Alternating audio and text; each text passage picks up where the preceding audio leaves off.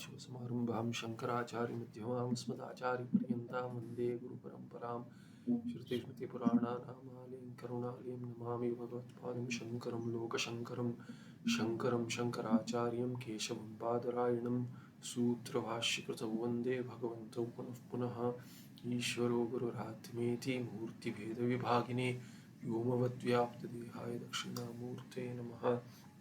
श्रीचिद्घनगणेशाय नमो मह्यं सुखनित्यं सत्प्रकाशं व्यापकं नामरूपयो अधिष्ठानं बुद्धे बोध्यं बुद्धेर्दृक्यत्व निर्मलम् अपारं सर्ववेदान्तवेद्यं प्रत्यक्परं तदेव अन्नमत्तामतिः।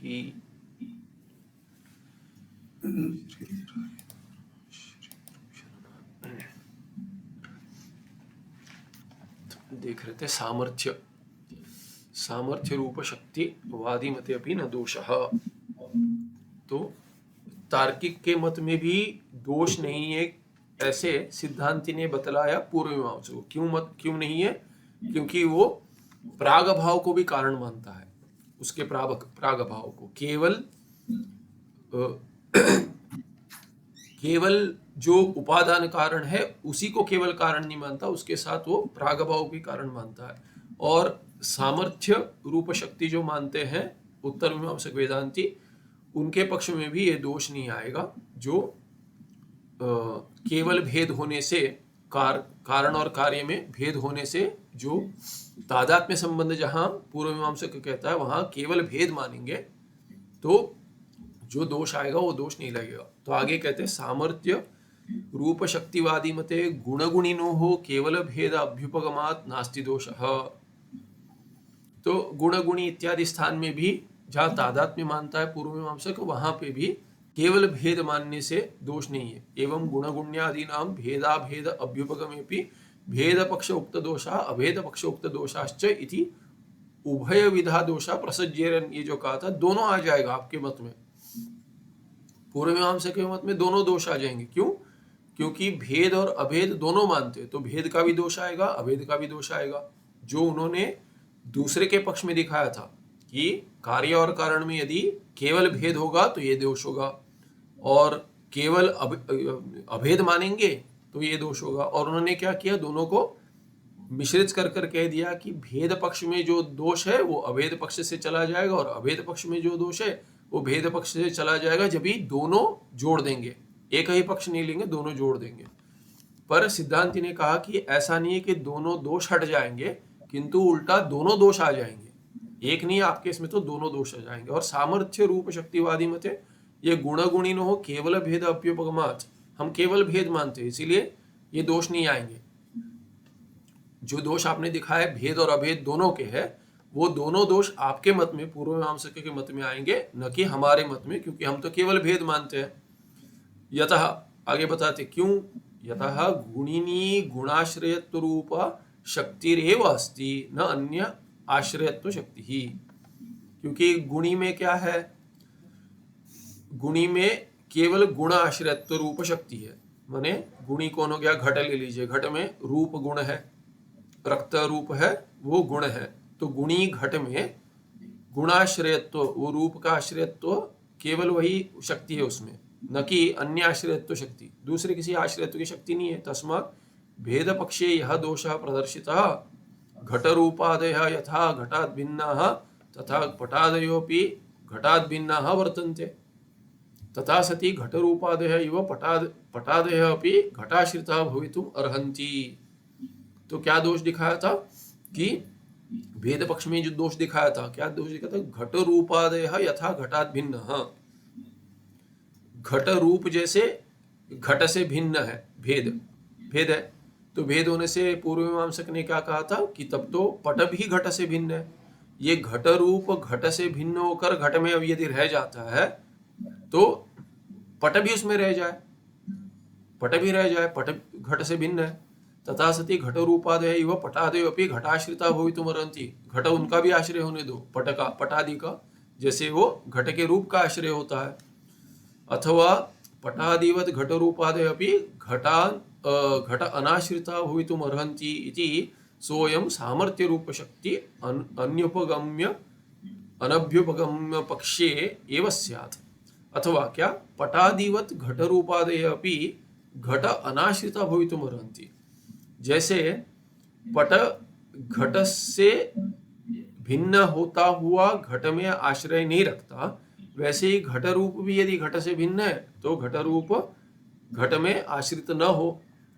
दोनों, या तो घट रूप यदि घट से भिन्न होकर घट में रहता है, घट में आश्रित होकर रहता है, तो पट भी घट से भिन्न है, पट भी रहने दो घट में, ऐसे आक्षेप होगा।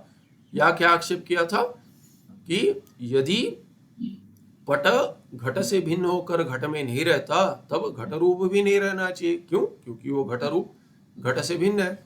ऐसे अर्हन्ति इति सोयम सामर्थ्य रूप शक्ति अनभ्युपगम पक्षे एव स्यात्। ये जो सामर्थ्य रूप नहीं मानता उस पक्ष में उन ऐसे दोष आएंगे, हमारे पक्ष में नहीं आएगा, क्योंकि घट में ऐसे सामर्थ्य है। देखिए यहाँ पे दिया था क्या क्या सामर्थ्य, यथा गुणिनी गुणाश्रयत्व रूपा शक्तिरेव अस्ति। गुणी घट में केवल उसके गुणी घट रूप को आश्रय करने की शक्ति है, न कि पटादि को आश्रय, पटादि का आश्रय बनने की शक्ति, वो शक्ति है ही नहीं उसमें। तो इसीलिए ऐसे सामर्थ्य रूप शक्ति जो हम मानते हैं कि गुणी में गुण को आश्रय देने का सामर्थ्य ऐसे शक्ति है, उससे ये दोष नहीं आएगा जो पूर्व मीमांसक ने दिखाया। सामर्थ्य रूप शक्तिवादी मते तु गुण गुणिनोः केवल भेद अभ्युपगमे अपि यथा न दोषः तथा प्रदर्शितः। जैसे दोष नहीं हो वैसे प्रदर्शन कर दिया अभी सिद्धांति ने। गुण गुणिनोः भेद अभेद अभ्युपगंतरु मते, जो भेद और अभेद दोनों मानते हैं, गुण और गुणिनी में भेद भी है अभेद भी है, जो पूर्व मीमांसक मानता है, पूर्वोक्त दृष्टांतरीत्या उभय पक्ष दोषा संभवेयुरेव।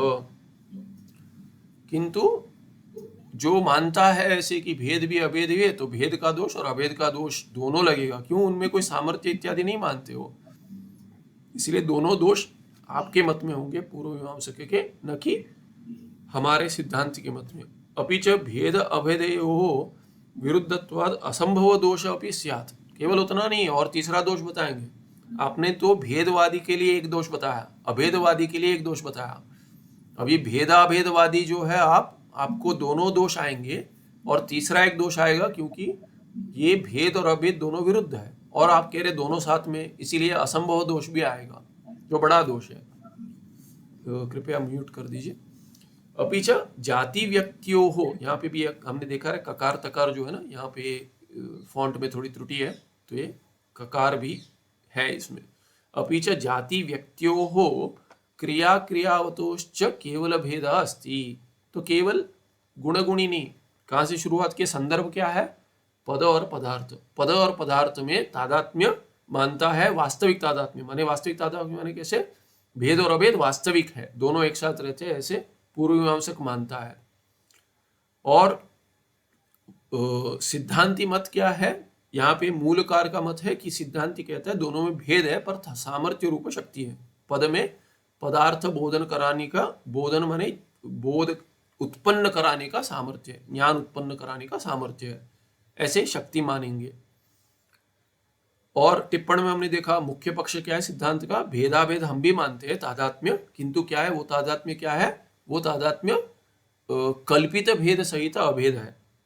ठीक है, ये हो गया, ये संदर्भ है। इसमें क्या कह दिया कि बाकी जगह जहां समवाय मानता है तार्किक, वहां पे भी तादात्म्य है, वहां पे भी हम कोई सामर्थ्य रूप शक्ति मानते हैं। तो ऐसे ये संदर्भ में बता दिया, वास्तविक शब्द प्रमाण ही चल रहा है, किंतु उस संदर्भ में तादात्म्य क्या है, ऐसे बाकी जगह पे जहां समवाय मानते वहां तादात्म्य करके पूर्व मीमांसक का पक्ष देखा, और हमने उसमें भी घटा दिया कि भेद के साथ भी शक्ति मानने से, सामर्थ्य रूप शक्ति मानने से घटेगा। इसलिए गुण गुणी का एक उदाहरण देकर सिद्ध कर दिए।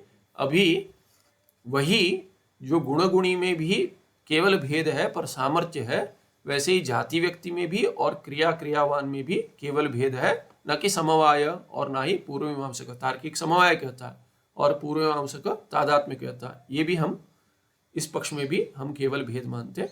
तथापि व्यक्तौ जाति आश्रयत्व शक्ति रस्ति। व्यक्ति में क्या है कि जाति का आश्रय बनना ये शक्ति है, जाति का आश्रय बनना ये शक्ति है। क्रियावती च क्रिया आश्रयत्व रूप शक्ति अस्ति। और क्रियावान में क्या है कि क्रिया का आश्रय बनने की शक्ति होती है। ऐसे शक्ति से घटा देंगे सामर्थ्य है, न अन्य आश्रयत्व शक्ति, दूसरे आश्रयत्व की शक्ति नहीं है, इसलिए कोई दोष नहीं आएगा। ना ही हमें समवाय जैसे नित्य संबंध मानने की अपेक्षा है। नित्य भी और संबंध भी है, दोनों नहीं होगा, वो दोष हमने पहले देखे, इसलिए समवाय नहीं मानते। और तादात्म्य मानने की आवश्यकता नहीं है कि तादात्म्य में वास्तविक तादात्म्य मानेंगे तो दोनों में असंभव दोष भी है और दोनों के भेद और अभेद के पक्ष के दोनों दोष आ जाएंगे, इसीलिए हम केवल भेद मानेंगे। ऐसे सिद्धांति ने घटा दिया। इत्थम उपादान कारण तत्कार्ययोः तथा गुण गुण्यादीनां च भेद अभेद रूप तादात्म्य संबंध असंगत एव। इसीलिए जैसे जैसे समवाय कारण, समवाय संबंध कारण नहीं, समवाय संबंध जैसे असंभव, ऐसे माने उसमें दोष दिखाया पूर्व मीमांसक ने, वैसे ही पूर्व मीमांसक की तादात्म्य संबंध जो मानता है इन स्थलों पे, उनमें भी हमने दोष दिखा दिया और वो ठीक नहीं है।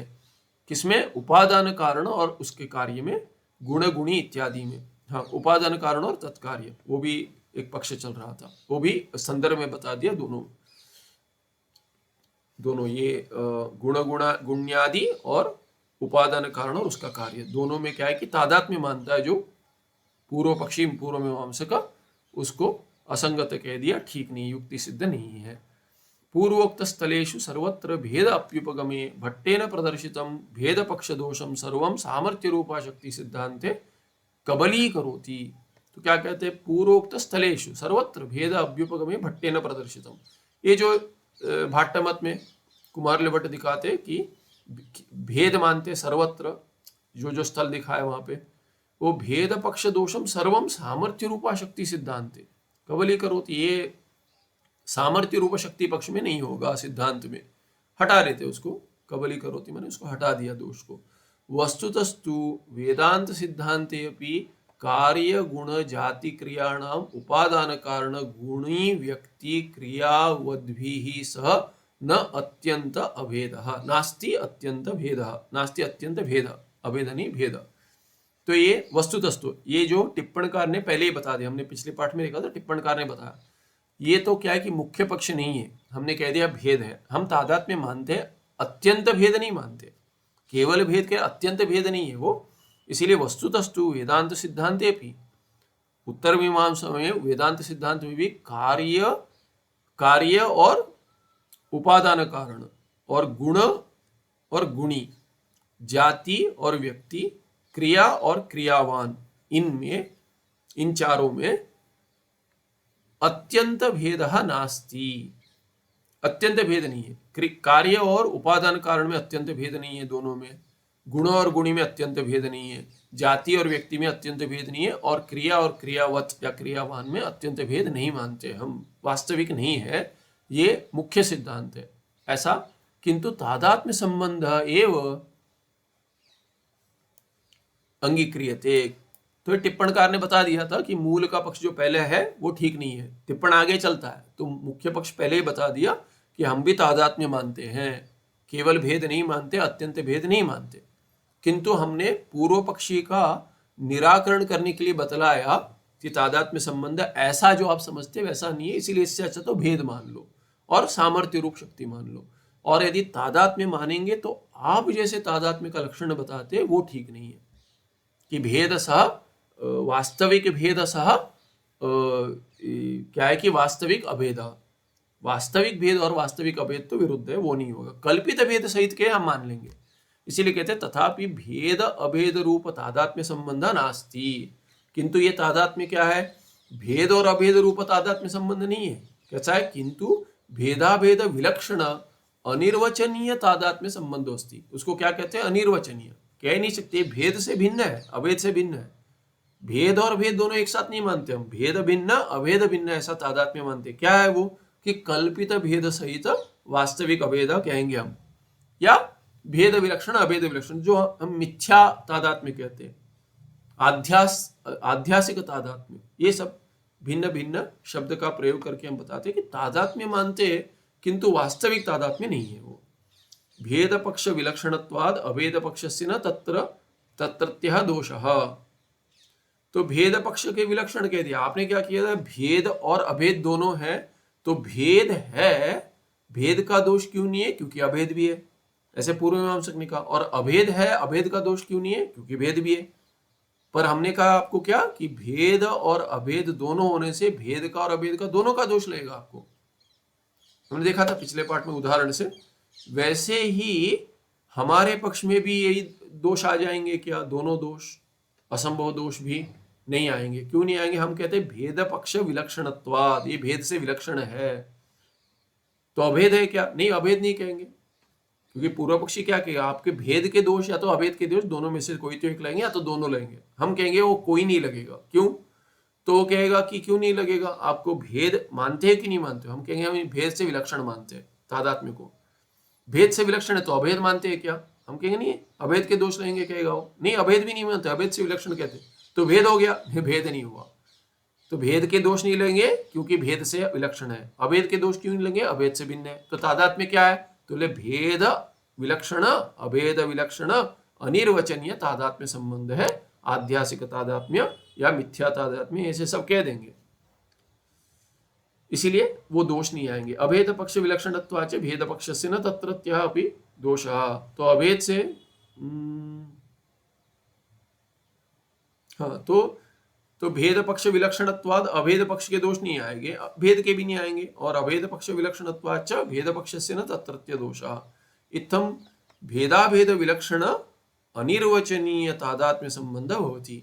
इसीलिए इसको क्या कहेंगे, अनिर्वचनीय तादात्म्य। अनिर्वचनीय माने क्या, जैसे हम इसमें कहते हैं मिथ्या के लिए कहते हैं अनिर्वचनीय मिथ्या। कैसा है वो, सद भिन्न असद भिन्न, सरसद्भ्याम अनिर्वचनीय कहते हैं। यहाँ क्या कहेंगे, भेदाभेदाभ्याम अनिर्वचनीय। ये क्या अनिर्वचनीयता है, भेदाभेदाभ्याम अनिर्वचनीयता। तो वहां पे सत असत से अभिन्न कहते हैं, यहाँ पे भेद और अभेद से अभिन्न। यहाँ पे अनिर्वचनीय तादात्म्य संबंध पे एक टिप्पण है, क्या कहते हैं, केवल भेद स्थले, लंबा टिप्पण लिखे, केवल भेद स्थले तादात्म्यम न संभवती।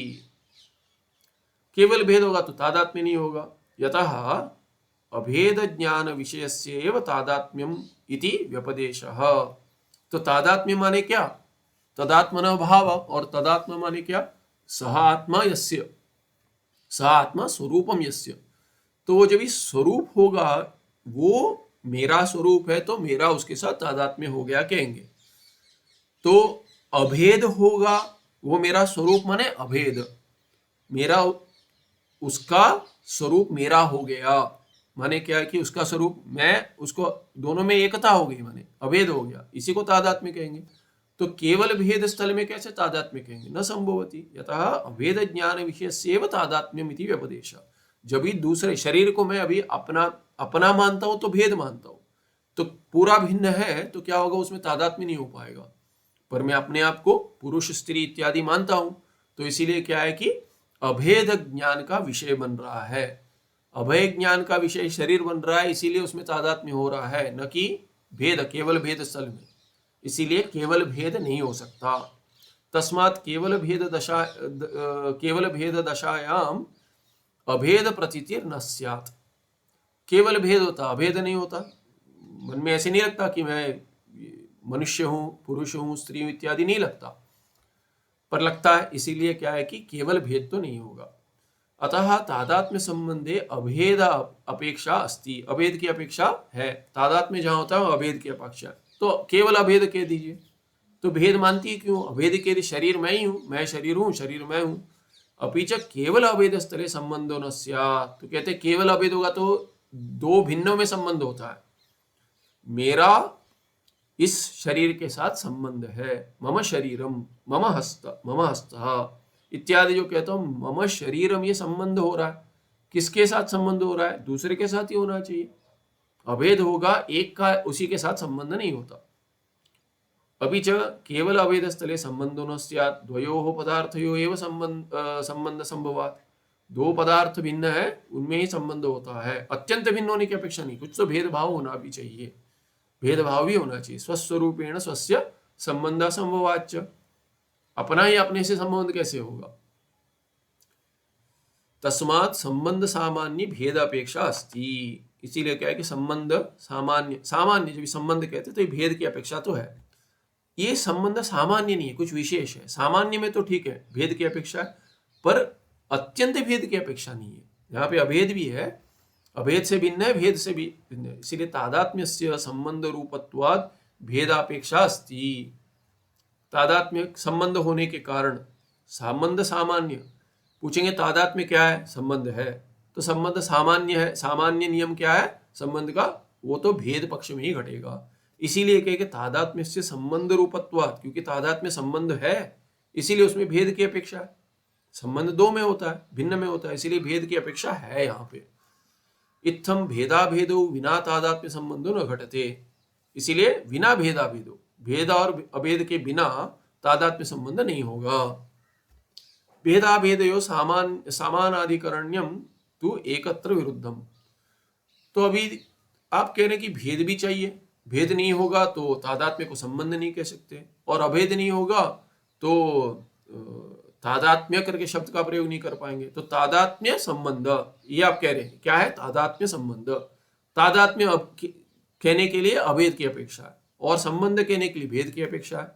इसीलिए क्या है कि भेद और अभेद के बिना तादात्म्य संबंध करके नहीं होगा। तब पूर्व पक्षी क्या कहेगा, तब तो दोनों है आपके पास, जैसे हम मानते हैं। पूर्व मीमांसक कहते हैं हम इसीलिए तो भेदाभेद मानते हैं। भेदाभेद समानाधिकरण तो एकत्र विरुद्धम, पर भेद और अभेद दोनों एक साथ नहीं हो सकता, होगा तो विरुद्ध असंभव दोष आ जाएगा, विरोध है। इसीलिए क्या कहेंगे अभी, तो कहते हैं तथापि कल्पित भेद विशिष्टत्वात् विशिष्ट वास्तव अभेदस्य, तथापि कल्पित भेद विशिष्ट वास्तव अभेदस्य तादात्म्यमिति नाम।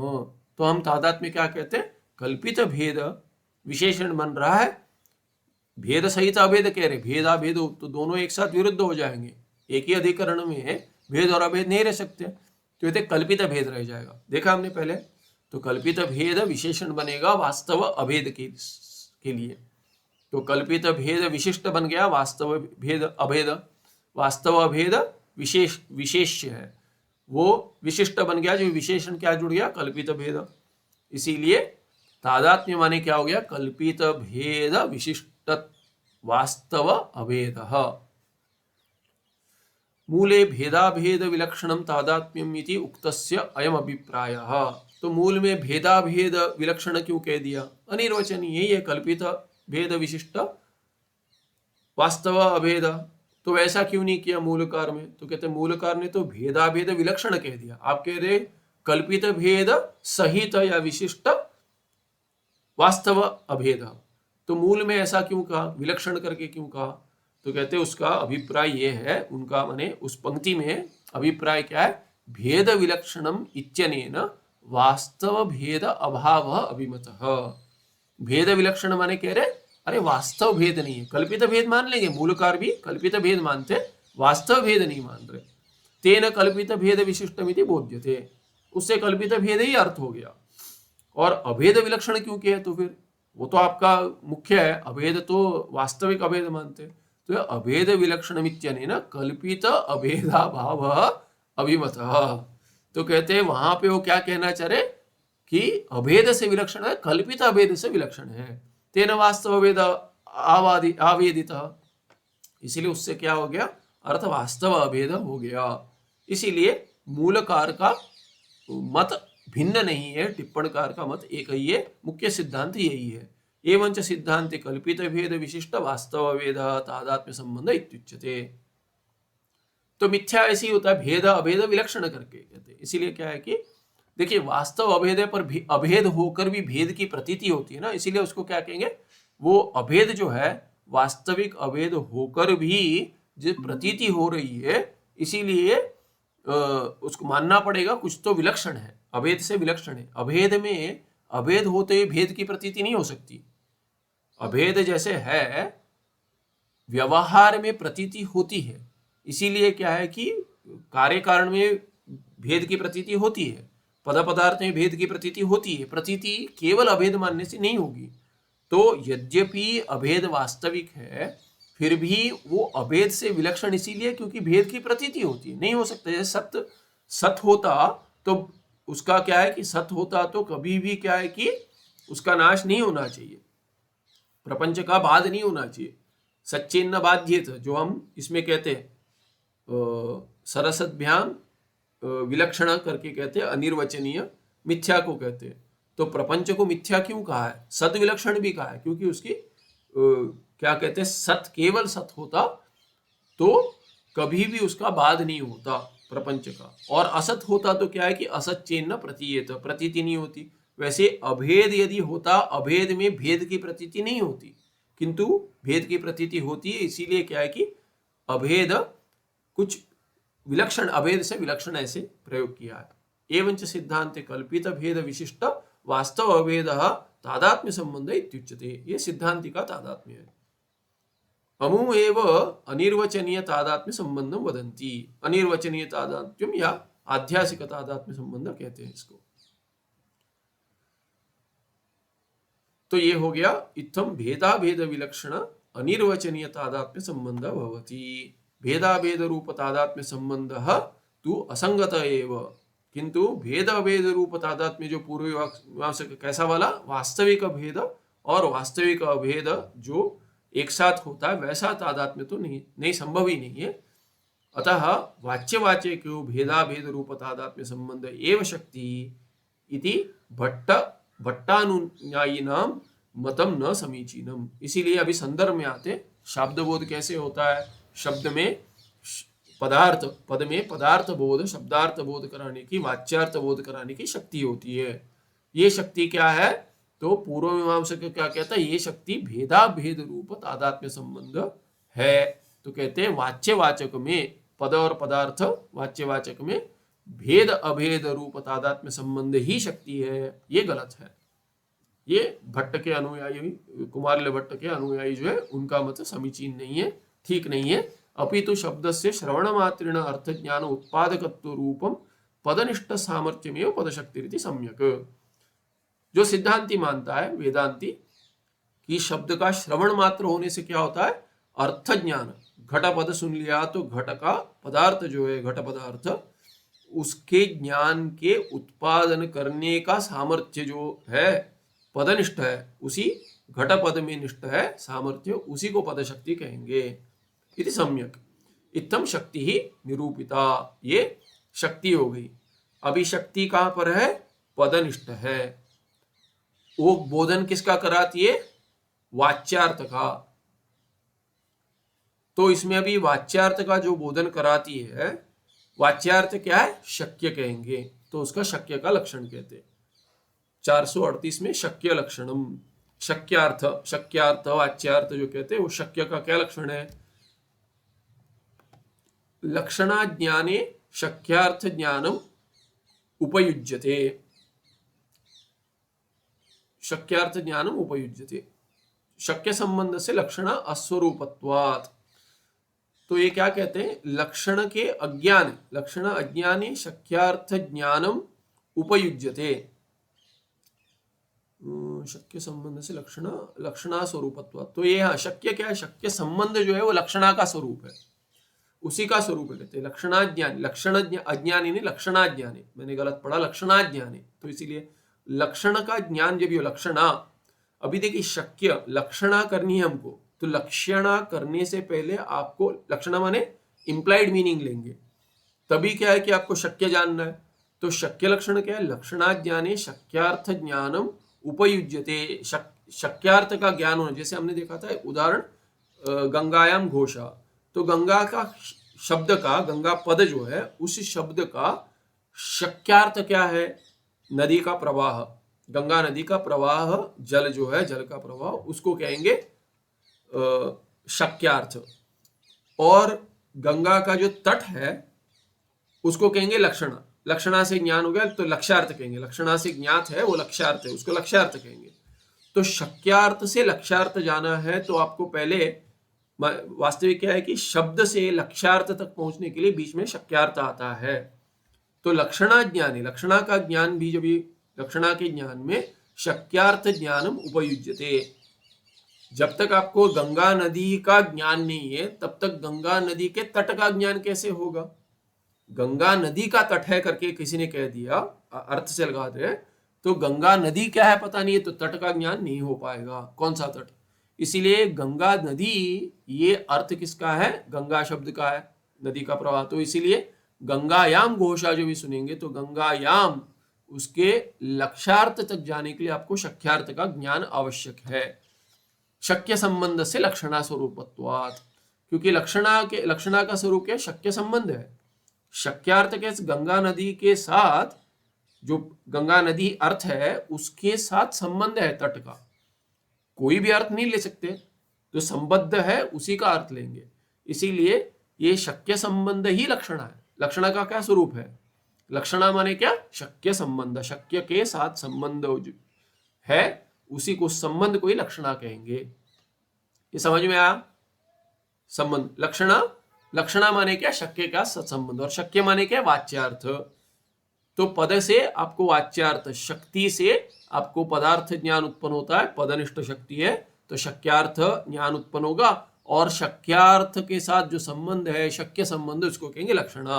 उस लक्षणा से आपको बोध होगा लक्ष्यार्थ का, यह आवश्यक है। उसके बिना लक्ष्यार्थ का ज्ञान नहीं होगा। इसीलिए हम कोई भी लक्षणा करेंगे तो भी पहले शक्यार्थ समझना चाहिए। और शक्यार्थ क्या है? उसका लक्षण। शक्यार्थ ज्ञानमंतरा शक्य संबंध रूप लक्षणा ज्ञानम न संभवति। बिना शक्यार्थ के ज्ञान के आपको, अंतरा माने बिना, बिना किसके? शक्यार्थ ज्ञान। शक्यार्थ ज्ञान के बिना क्या नहीं संभव होगा? शक्य संबंध रूप लक्षणा ज्ञानम न संभवति। लक्षणा का ज्ञान नहीं होगा, क्योंकि लक्षणा क्या है? लक्षणा का ज्ञान माने शक्य संबंध का ज्ञान।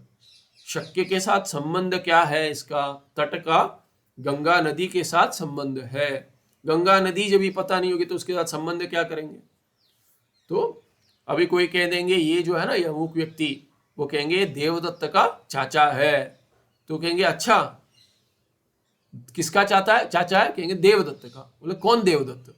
देवदत्त नहीं पता तो उसका चाचा है लेकर क्या कर? कौन चाचा उसका? किसका चाचा? तो चाचा तो ठीक है, चाचा हमें समझ में आता है, पर किसका चाचा है वो कोई व्यक्ति ही नहीं पता। इसीलिए कहते हैं आपको गंगा जब तक पता नहीं है तब तक तो आपको तट नहीं समझ में आएगा। एक उदाहरण में, अतः शक्यस्य लक्षणम उच्यते। इसीलिए पहले शक्य का लक्षण बताते। तो क्या है शक्य? कैसे क्या है शक्य? यस्मिन् पदे यस्य अर्थस्य अवबोधन शक्तिरस्ति तस्य पदस्य सो अर्थः शक्य इति बोध्यः। क्या लक्षण है? लक्षणा और लक्षण में कभी मेरे जैसे ऐसे मोह नहीं होना चाहिए, कंफ्यूजन नहीं होना चाहिए। लक्षण माने डेफिनेशन, लक्षणा माने इंप्लाइड मीनिंग।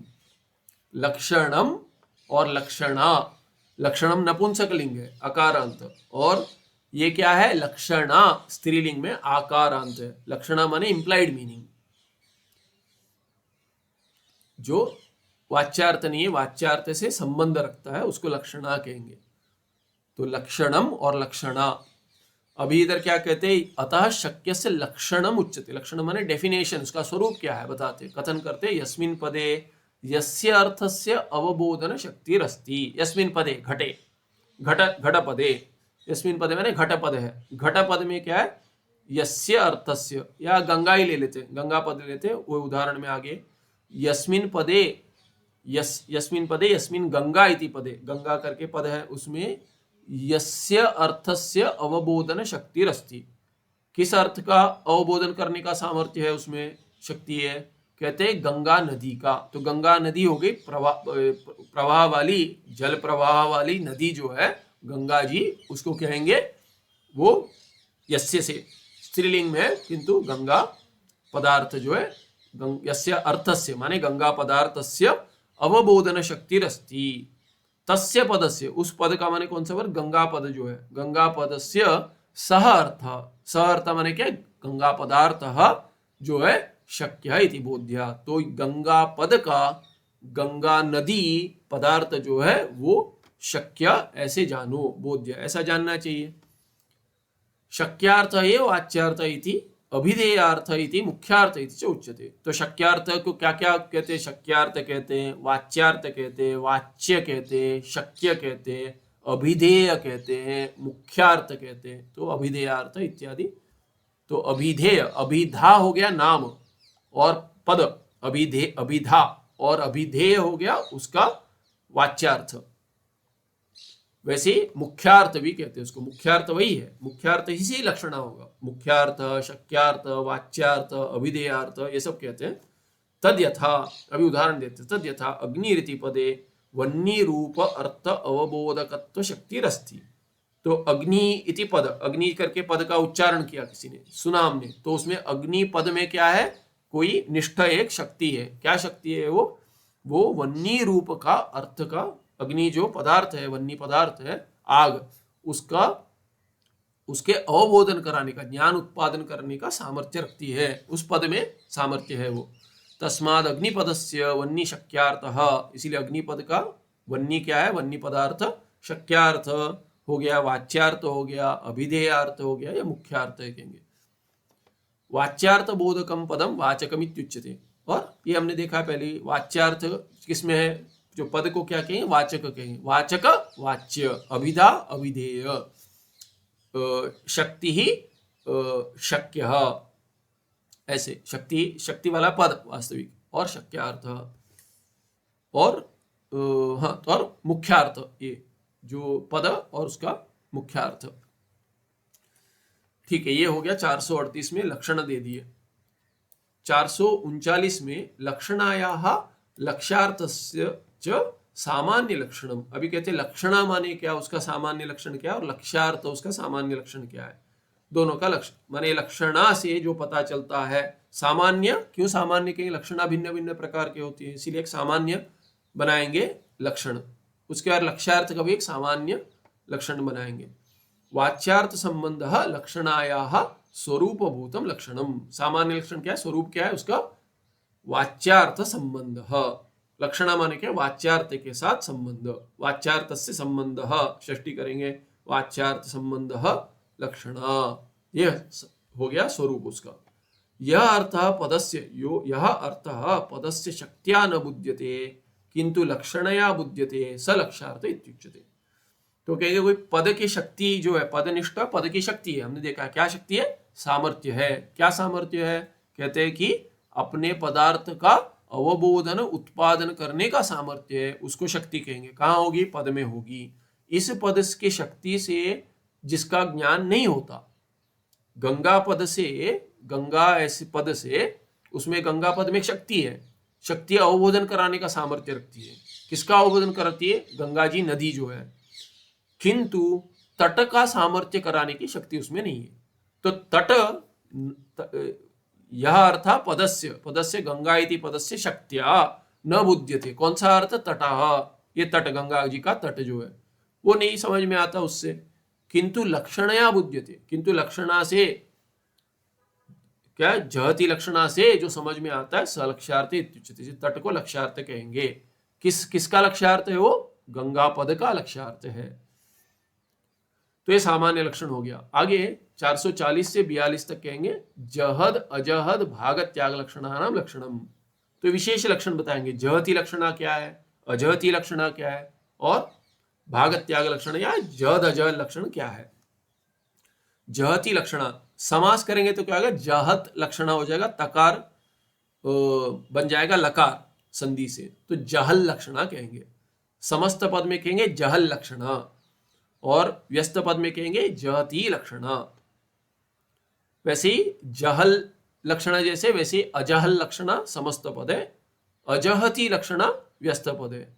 और भाग त्याग लक्षण में दोनों है, जहती अजहती दोनों मिलकर हो जाएगा जहद अजहल लक्षणा, जहद अजहल लक्षणा कहेंगे।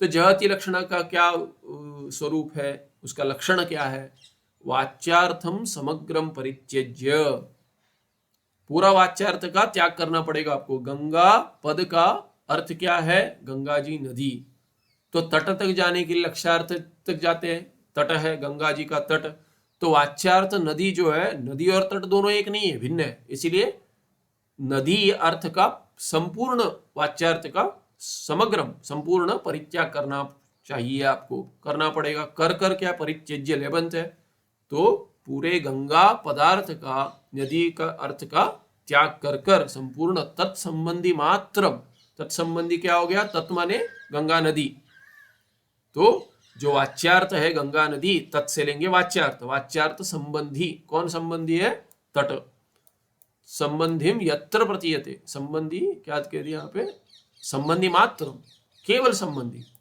यत्र प्रतीयते तत्र जल लक्षणा, केवल तट का अर्थ होता है, कहेंगे गंगायाम घोषः वर्तते, तो घोष तो जो जहां है वो गंगा जी में तो नहीं होगा, इसीलिए गंगा के तट पर है केवल, इसीलिए केवल गंगायाम शब्द में, गंगायाम उसी शब्द का अर्थ तट पर, तटे करके अर्थ होगा, तटे, न तु नद्याम, गंगा नद्याम नास्ति घोषा, कुत्र अस्ति, तत्र एव गंगा नदी संबंधी मात्रे तटे वर्तते, तो गंगा नदी से संबंध मात्र का अर्थ लेना पड़ेगा, गंगा नदी का त्याग करना पड़ेगा अर्थ का, यत्र प्रतीयते तत्र जल लक्षणा, तो गंगायाम शब्द में जल लक्षणा लगा, तद यथा, यहाँ पे गंगायाम ग्राम, घोषया ग्राम, ग्राम ग्राम, तो उदाहरण दे दिए, गंगायाम ग्राम इति कश्चिद अब्रवीत, किसी ने कह दिया अरे गंगायाम ग्राम, तत्र गंगा पदस्य तीरे जहति लक्षणा, तो तीर तट या तीर कहेंगे, तीरे गंगा तीर जो है, गंगा तट जो है वहां पे जहति लक्षणा है, क्यों, क्योंकि गंगा पदस्य वाच्यार्थ गंगा नदी प्रवाह, तो गंगा नदी अर्थ है उसका, गंगा नदी का प्रवाह अर्थ है गंगा कहने के, तो उससे क्या है कि प्रवाह च ग्राम स्थितिर न संभवती, उसमें तो ग्राम नहीं है, गांव वहां पे गंगा जी के नदी में पानी में नहीं बसा है, तस्मात् प्रवाह रूपम वाच्यार्थम समग्रम विहाय परित्यज्य, किसका त्याग कर दिया, प्रवाह रूप का वाच्यार्थ जो है उसका संपूर्ण त्याग कर दिया, समग्र का परित्याग कर कर तीरे गंगा पद से जल लक्षण, गंगा तीर में गंगा पद का जल लक्षण हो गया, वाच्यार्थ संबंध से लक्षणा इति नाम, और सामान्य अर्थ क्या है लक्षणा का, लक्षण क्या है, वाच्यार्थ संबंध, वाच्यार्थ गंगा नदी प्रवाह जो है उसके साथ संबंध हो गया तीर का, इसीलिए लक्षणा हो गई वो, गंगायाम ग्रामः इत्यत्र गंगा पद वाच्यार्थ भूत प्रवाहस्य तीरेण स संयोग संबंध अस्ति, क्या संबंध है, संयोग संबंध है, गंगा नदी का तीर के साथ संयोग संबंध है, कुछ तो संबंध होना चाहिए, उस संयोग संबंध को क्या कहेंगे, उसको कहेंगे लक्षणा, स एव लक्षणा, स का संयोग संबंध, कस्य केन स, कहेंगे गंगा पद वाच्यार्थस्य प्रवाहस्य तीरेण सह, तो तीर के साथ जो लक्ष्यार्थ है उसके साथ वाच्यार्थ का संयोग संबंध है, उस संयोग संबंध को ही लक्षणा कहेंगे, इस कुछ तो संबंध होना चाहिए, बिना संबंध का, जैसे कहेंगे गंगायाम घोष, गंगा की जगह हम ये, चलिए गंगा नदी के साथ जुड़ा हुआ क्या है, हम कहेंगे गंगा नदी के साथ जुड़ा हुआ कहेंगे मुंबई नगरी, नहीं होगा, संबंध ही नहीं है दोनों का कुछ, तो मुंबई नगरी में की बात नहीं कर रहे, गंगा तीरे ही होना चाहिए, उसके साथ कुछ तो संबंध होना चाहिए, तो कहेंगे कौन सा वाला, कहेंगे यार इस तट पे कि उस तट पे, जो ऋषिकेश जिन्होंने देखा है वो कहेंगे अरे वो वहां पे स्वर्गाश्रम वाला तट की बात कर रहे, काली कमली वाला जहाँ पर वहां पे, या यहाँ इसकी बात कर रहे इस, और जहाँ ये कैलाशाश्रम इत्यादि आता है वो वाला कहेंगे, शिवानंदाश्रम इत्यादि, तो इसीलिए तट दोनों में से कोई भी हो सकता है पर उससे जुड़ा होना चाहिए, तो ये तो स्पष्ट है, अत्र वाच्यस्य समग्रतया परित्यक्तत्वा जहल लक्षणा इयम, स्त्रीलिंग लक्षणा, तो इसीलिए क्या है कि ये इसको इयम कह दिए, इयम जह लक्षणा, कुतः, क्यों इसको जह लक्षणा क्यों कहते हैं, कि वाच्य से समग्रतया परित्यक्तत्वा, संपूर्ण वाच्य का हमने त्याग कर दिया गंगा नदी का, यहाँ पे टिप्पण है, ये भी लंबा टिप्पण है, बहुत लंबा टिप्पण है, अगले पन्ने पे भी जा रहा है क्या, देख लेते एक बार ना, ठीक है, अगले पन्ने पे अगला वाला लक्षणा होगा, जह लक्षणा, टिप्पणकार कह रहे जह लक्षणायाः ललितम इदम उदाहरणम, तो कहते हैं सुंदर उदाहरण देते हैं, समझ में नहीं आया हो तो ठीक है जल्दी पढ़ लेते हैं जितना समझ में आए, क्योंकि कथा रूप में बताएंगे तो ललित ऊपर का उदाहरण समझ में आया तो इसकी आवश्यकता नहीं है, पर संपूर्णता के लिए देख लेते हैं, यस्य जामातु पिता प्रवासी स जामाता श्वशुर गृहम विवाहार्थम पितृव्याधि बंधुविहि सह जगाम, तो कोई चला गया, क्यों कहते हैं जामातु, जामातु माने जमाई, जमाई का जो, तो कहते जमाई का पिता जो है वो क्या है, प्रवासी स जामाता स्वशुर गृहम विवाहार्थम पितृव्याधि बंधु भी सजगाम। तो कहते हैं जामाता, तो जामाता जो है जमाई जो है वो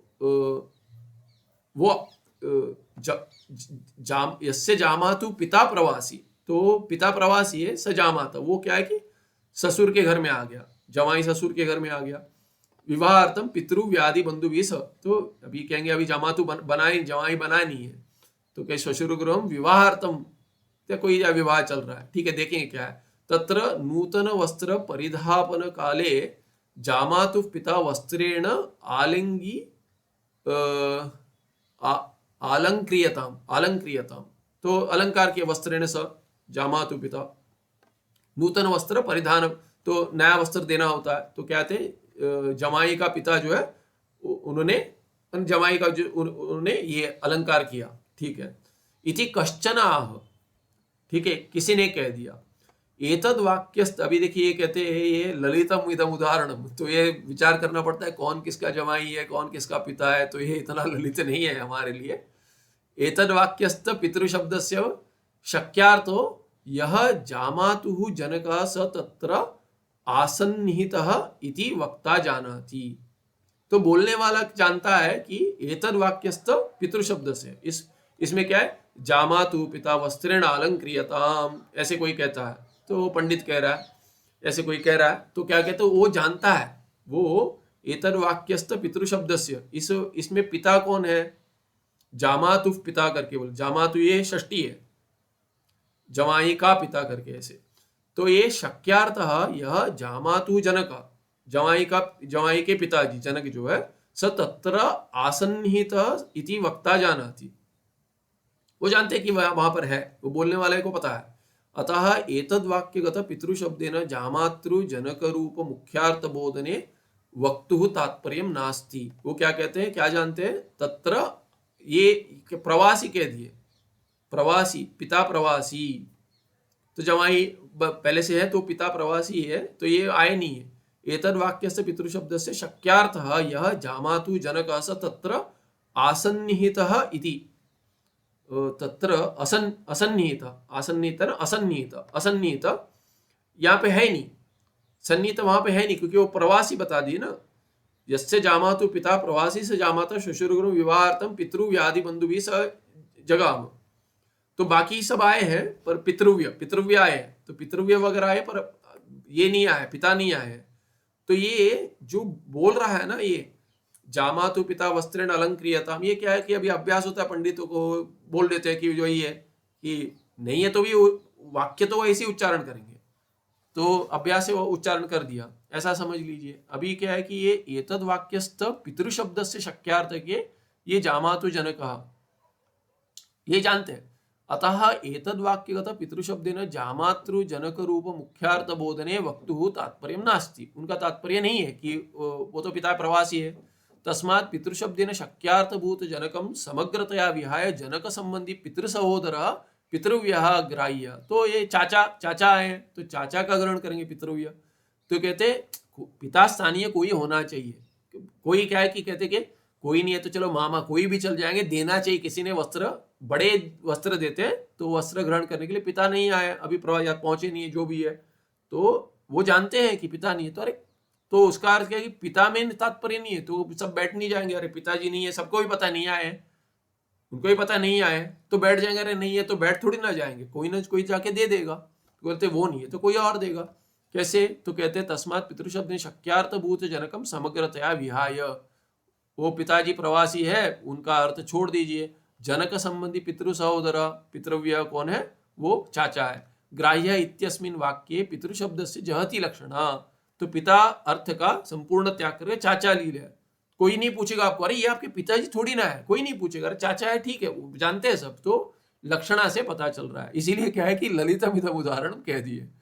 इति पितृशब्द शक्यार्थभूत जामातृजनकस्य जामातृ पितृव्येन सह सहोदरत्व संबंध अस्ति, तो दोनों क्या है कि सहोदर है पिता और उनके चाचा, इसीलिए सहोदर संबंध यही लक्षण है वहां पे, ससंबंध एवं लक्षण, ठीक है वो लक्षण होगी, तया लक्षणया बोध्य पितृव्य रूप अर्थ पितृशब्द से लक्ष्यार्थ, तो ठीक है पितृशब्द का पितृव्य जो अर्थ है, पितृव्य जो चाचा जो है वो अर्थ क्या है, लक्ष्यार्थ है। अथवा कूपश्चलति इति कश्चित् ब्रवीति, कूपश्चलति कहते, कूप माने क्या, तत्र कूप शब्द से शक्यार्थभूत जल पूर्णावटे चलन क्रियाया असंभवात। तो कूप माने तो ये कुआं, तो कुआं तो नहीं चलेगा, तो अरे कुआं चल रहा है, किसी ने कहा तो अरे क्या बोल रहे हो, ठीक नहीं है, क्या बोल रहे हो, कुआं थोड़ी चल रहा है, कोई नहीं पूछ रहा है, क्यों, कहते चलन क्रिया असंभवात तत्र वक्तुस् तात्पर्यम नास्ति। तो संदर्भ में देखें क्या बोलना चाह रहे हैं। अतः कूप संबंधी बलिवर्द द्वययुक्त चर्म भस्त्रिकायाम, चर्म भस्त्रिकायाम वक्तुस् तात्पर्यम। तो क्या कह रहे हैं, कूप संबंधी बलिवर्द द्वय, हाँ तो कूप संबंधी बलिवर्द, बलिवर्द माने बैल, तो युक्त चर्म भस्त्रिकायाम वक्तुस् तात्पर्यम।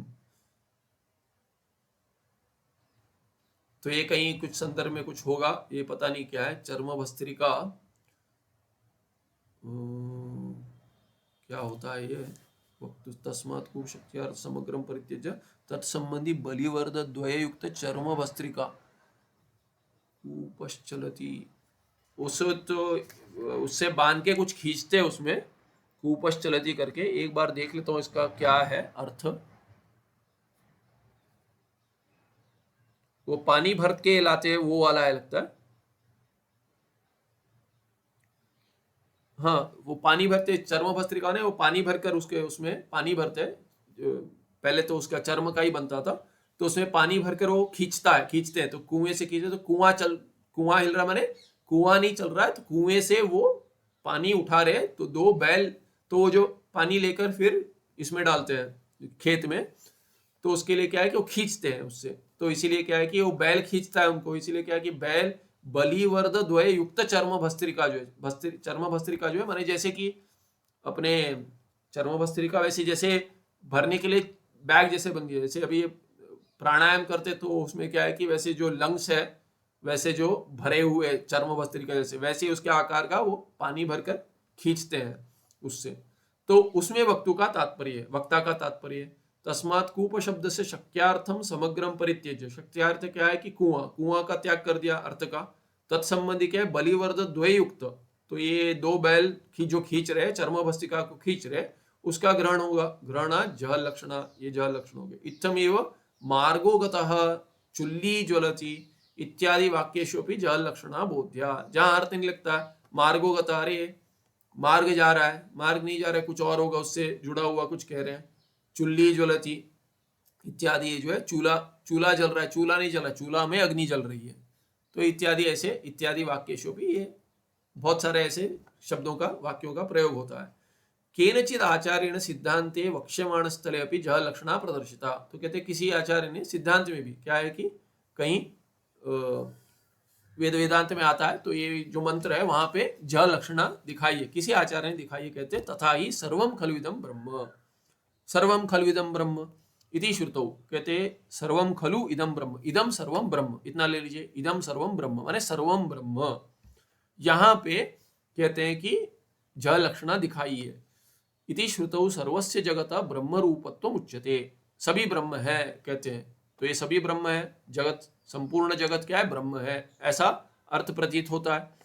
तत्र अनित्यत्व, दृश्यत्व, विकारित्व, जड़त्व, दुखित्वादि विपरीत धर्म विशिष्ट नाम रूपात्मकम जगत नित्य दृग्रूप अविकारी चेतन आनंदाद्यात्मकम ब्रह्म एव इति उक्तिर विरुध्यते। तो कहते ये कैसे ब्रह्म होगा, जगत क्या है, ये जगत ब्रह्म है, तो कहते देखिए जगत तो अनित्य है, ब्रह्म नित्य है। जगत क्या है, दृश्य है, ब्रह्म तो क्या है, दृक् है। जगत क्या है, विकारी है, और ब्रह्म अविकारी है। जगत है जड़ और ब्रह्म है चेतन।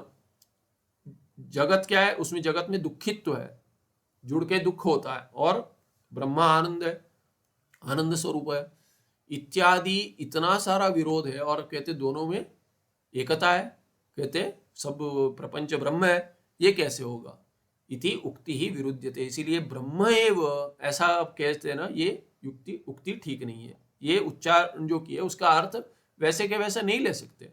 इसीलिए क्या है, लक्षणा करनी पड़ेगी। वाच्यार्थ तो ठीक नहीं लग रहा है, नहीं तत्र श्रुति वाक्य से तात्पर्य संभवती, वहां पे तो तात्पर्य नहीं होगा। कहेंगे ये जो तुम दुखी हो ना, जो दुखी हो वही तुम आनंदात्मक हो, उसके इसलिए क्या, ये जो सर्प है वही रज्जु है, ऐसा कथन हो गया हो, इसीलिए वो नहीं होगा। किंतु बाधायाम सामानाधिकरणम कहते हैं, बाधायाम या बाधेन सामान तृतीया या तो सप्तबाध सामानाधिकरण समस्त पद हो तो सप्तमी या तृतीया तत्पुरुष करते, तो बाधायाम सत्यम सती सप्तमी लेंगे, बाधायाम सत्यम सामानाधिकरण इति रीत्या नाम रूपात्मक जगत बाधित्व अविशिष्टम तत्संबंधी भूतम यद अधिष्ठान चैतन्यम तदेव ब्रह्म इति श्रुति वाक्य तात्पर्यम।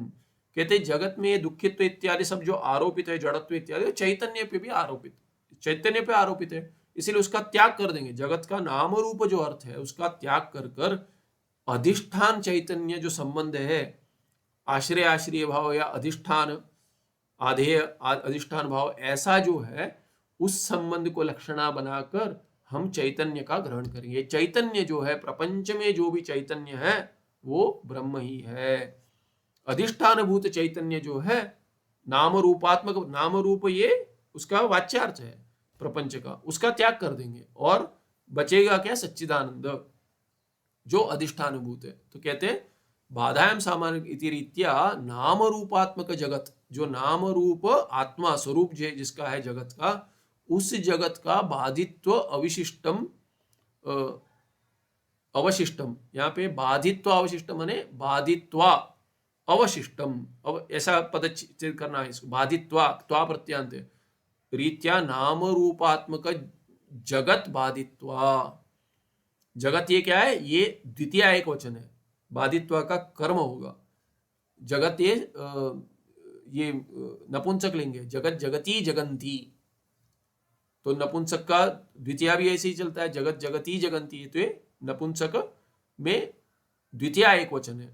तो नाम रूप का, नाम रूपात्मक जगत का बाध कर कर अवशिष्टम, क्या बचेगा, अवशिष्ट माने बचा हुआ, क्या बचा, तत्संबंधी भूतम यद अधिष्ठान चैतन्यम अवशिष्टम, जो अधिष्ठान चैतन्य बच जाएगा, क्योंकि नाम रूप का बात करें शून्य नहीं हो जाएगा, अधिष्ठान बच जाएगा। क्यों, क्योंकि नाम रूप कल्पित है, कल्पित का बात करेंगे तो कल्पित का बात करें उसका स्वरूप क्या है, उसका वास्तविक स्वरूप जो है वो अधिष्ठान है। तो इसीलिए अधिष्ठान भूतम यद अधिष्ठान संबंधी भूतम यद अधिष्ठान चैतन्यम, यही संबंधी जो है वो अधिष्ठान चैतन्य, तदेव ब्रह्म इति श्रुति वाक्य तात्पर्य। ये श्रुति का तात्पर्य है कि जो अधिष्ठान है प्रपंच का, सर्वम खलविदम ब्रह्म माने सभी प्रपंच का जो अधिष्ठान है वही ब्रह्म है।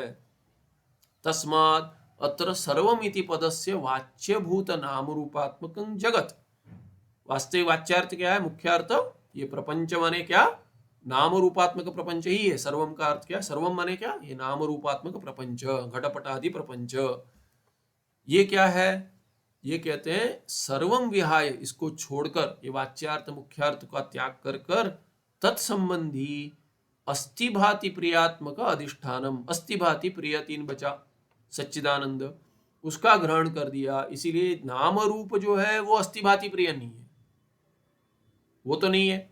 तो अस्थिभाति प्रिय जाने के लिए आपने क्या किया, नाम रूप का संपूर्ण त्याग कर दिया, कर कर उसका अधिष्ठान ले लिया।